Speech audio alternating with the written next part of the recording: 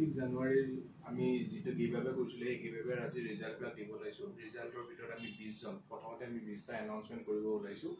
যিসকলে আমাৰ পৰা পাইছে তাৰ ভিতৰত আছিল 10টা স্পিকাৰ 5টা